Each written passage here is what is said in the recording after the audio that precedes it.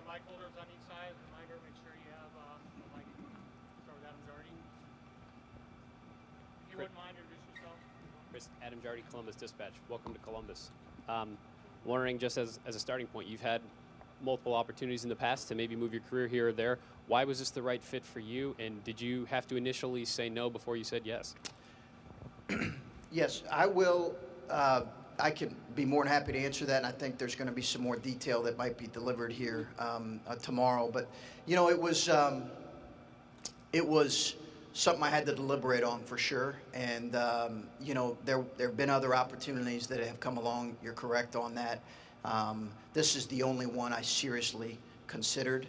And as I mentioned, Gene was persistent in his approach, and I had to deliberate.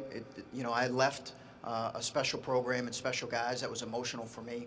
But I'm telling you, it was the vision that he had and what he was looking for in this place. I'm extremely excited. Tom Davis, Fort Wayne News Sentinel. Coach, you just left the best recruiting class, highest rated recruiting class in Butler history. What was your collective message to those kids? Yeah, I don't know if I want to get into too many specifics about those kind of conversations. I would just say overall, Tom, that you know, continuity is really important, and that's going to be really important for me, that this transition is as seamless as possible, and I'm going to do everything within my power to make that happen from our end. Hey, Chris. Jared Smalley from NBC4. Sure. Congrats and welcome. Thank you. The recruiting you mentioned a moment ago, actually a couple times, the deadline is a little tight here. Obviously, the summer window closes quickly, so you had to get to work quickly. What have you already done? What have been your first steps forward to try to get that train moving a little bit? Well, as soon as I was signed on and compliance eligible to make calls and within the rules, that first hour we started making calls and contacting. And you know, I have some previous relationships with some young men, but our focus this past weekend has been Ohio. But I don't want to get too specific. Obviously, I'm not allowed to. But you know, we've hit the ground running, and that's going to continue to happen. Hi, Chris. Bill Rabinowitz from the Columbus Dispatch. Following up on Adam's question, there was a report out of Indiana that when Gene offered you a 6-year contract, you said no. 7-year contract, no. Finally, when 8-year contract, you said yes. Is that true? And how big a factor was that? What did that show you about their commitment, if true? Well, his commitment was important, and I'll let him get into some of those details. And I think I'm not sure that's all entirely accurate, but there was some time where I had to kind of take a step back, and then we reinitiated conversations. But I'll let him speak to the specific details of those conversations probably tomorrow, I think. Yeah, Coach, Steve Hellwagon with 24/7 Sports and Bucknuts. Question I have, there's been some tweets out there about guys who are coming with you, and I apologize if this was part of Adam's question earlier, I couldn't hear it, but do you know for sure if anybody is coming with you from Butler as an assistant coach today, and when do you think you're going to have your 3 full-time assistants nailed down? We're going to build an incredible staff, and I can promise you that. I'm extremely excited about that. That will take place here in the coming days to weeks. It's going to happen quickly. There are some things that are in some wheels in motion on some of that, but that's you know, there's nothing I can speak to as of right now specifically. Just to follow up back on what Jared was asking, how do you put 2 years of recruiting into 4 weeks with these kids, the 2018 kids who are going to be out there playing in July and bridge that gap, I guess, for Ohio State? Well, listen, it begins with a really special place. I would start there. Like, this place is incredible, and people understand that, and they understand what this place is about. I think we're going to have a great opportunity with the young kids. And obviously, anytime you take a job at this point, you have a little bit of catch up. We understand that. We'll catch up. Promise me. I promise you that. Bruce Hooley, 105.7 The Zone in Columbus. This is more of a long view recruiting question. Ohio State's had great success with some one and dones and have been burned by some. I don't think you've dealt with that at Butler. Right. Do you have a strategy that you've thought through, or is that something you're still formulating? I think that that'll be something we'll continue to formulate. We're really ultimately going to look for Ohio State guys, and I don't know that we necessarily want to put parameters on what that looks like. I think it can look like a lot of different things in terms of their time here, but that's the most important thing. Are they Ohio State guys? Matt McCoy, WTVN Radio. Just interested in what your view of the expectations on you are as you take this job, because I mean, you mentioned Coach Mata and the level that he raised the program to.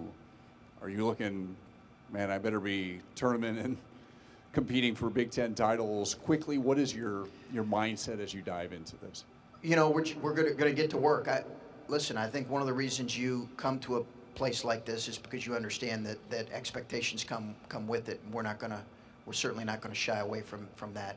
We understand we have some work to do ahead of us, and I think our guys are excited about that. I'm really excited about that. But this is a proud program that's used to competing for championships, that's used to competing in the NCAA tournament, and we're going to work diligently to make that happen. Chris, Tim Shoemaker of the London Warriors. I'm sure when every coach starts his career, you kind of have a vision for how you want it to play out, but as a guy who just left, Gardner-Webb to take an assistant job just 3 years ago, does how fast this all happened kind of catch you by surprise, or is this kind of what you envisioned for yourself? I don't think I've had people ask me about that a lot, and I don't think you ever know exactly what it's going to look like. It's different for, each guy's path is different.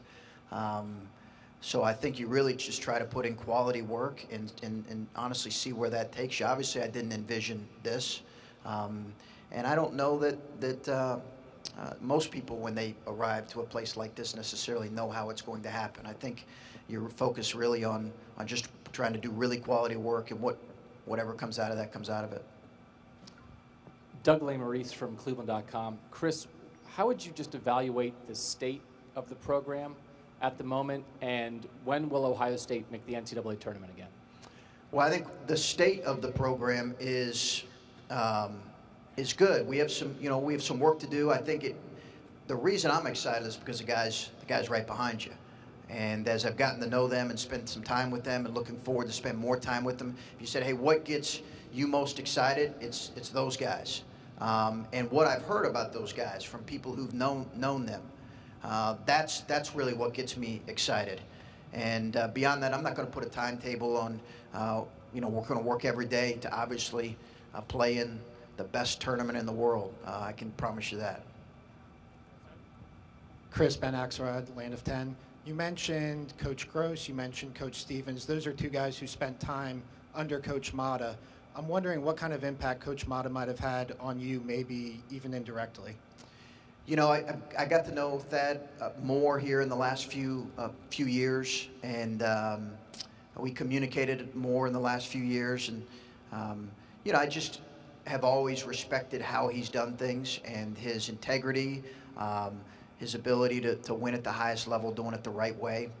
And, then it turned into a friendship. We had a tragic, something tragic happened with the young man who passed away at Butler last year, and he came around. Thad had coached him, and his family came around, so we had a chance to spend some time with him last summer. But, when I think of Thad, I think of a guy who, loves his players and who did it the right way. Chris, Bill Landis from Cleveland.com. Folks here have been accustomed to a certain brand of basketball for 13 years. What can they expect from a Chris Holtmann coached basketball team?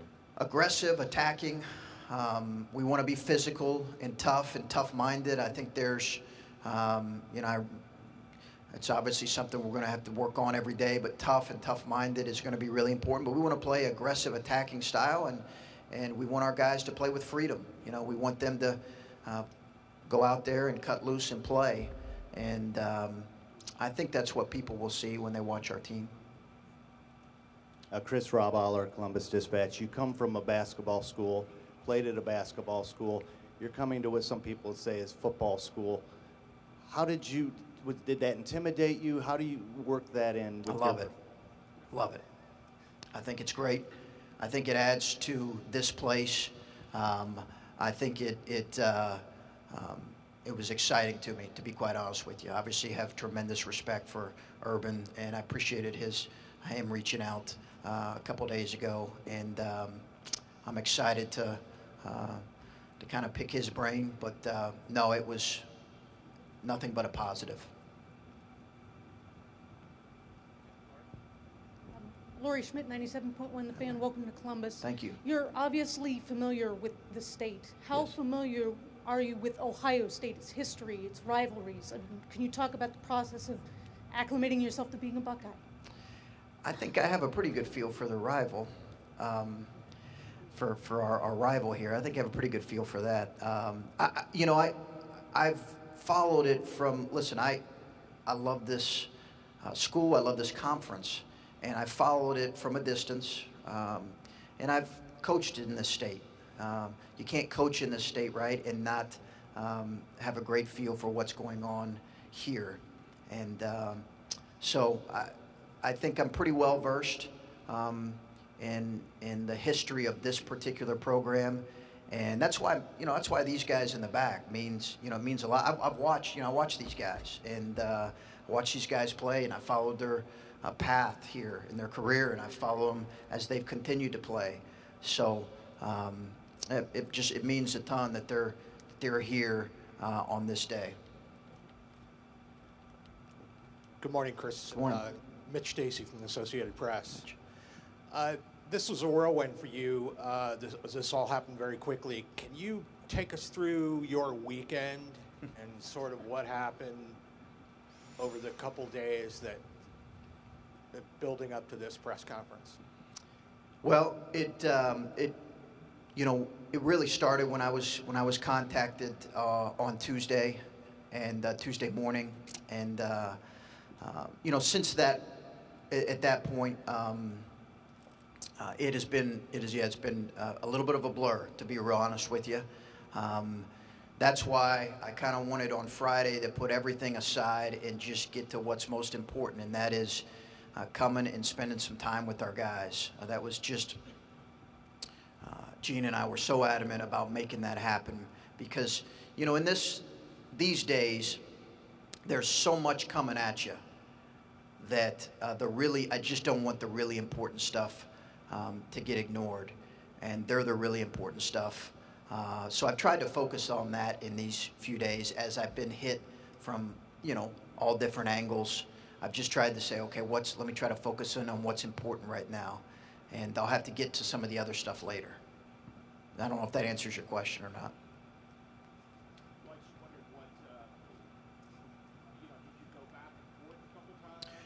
On Friday, I came back and forth. Came here and then flew here and flew back, and then Saturday was a lot of phone calls.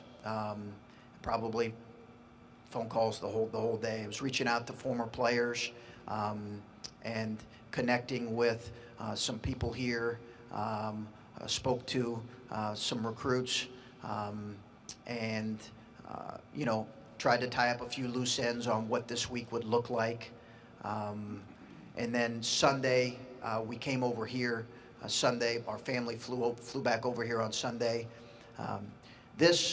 We were headed out to Hilton Head for vacation on Saturday originally, so we had a change in plans. So my wife and daughter making arrangements for them to get to Hilton Head while I'm here. So we did that and flew over here and met with some really important people here who just prepared for today. Hey, Chris. Jacob Myers from the Lantern. Welcome to Columbus. Thank you. So in terms of scheduling, last couple of years, you haven't been shy at Butler to kind of go out and travel and play against those blue blood programs. Could that be a change here at Ohio State that you want to incorporate here? Yeah, we want to put a really challenging non-conference schedule together. That's something that I believe in, and there's probably some risk associated with that, but I'm okay with that. We want to play a really challenging non-conference schedule. Our players want that, and we want that. We want to test ourselves because we know we're playing in one of the best conferences in the country. We want to test ourselves for that. So that's the direction that I anticipate going. We're going to take one more, and then Gene's going to come up and talk about the process. Last one. Chris, you've talked about how important it was to meet with your new guys and to get to know them a little bit. I wonder what sort of vibe you got and what the mood was like when you met them. The last time we got to talk to the team was after they lost to Rutgers, and Thad described the mood as very down and a little bit beaten down. I just wonder if you felt any of that and what your impressions were once you got to be in the room with your new team. Yeah, no, I think it was great. There was a great energy there. I thought they were real. They asked some incredible questions. We had a little bit of dialogue, which was really important. You know, I think probably normally, you know, they're trying to feel me out, and I'm getting to know them. That's going to take some time. You know, I don't think it's going to happen overnight. We're going to spend a lot of time together collectively, and then we're going to spend a lot of one-on-one time together, and that process will it'll continue to happen. But I think they were just kind of learning and wanting to understand who I am and what I'm about. But I sensed excitement and I think a readiness to get to work, and I think they're excited about what's ahead. I hope they are, and I cannot wait to get working with them. Cannot wait.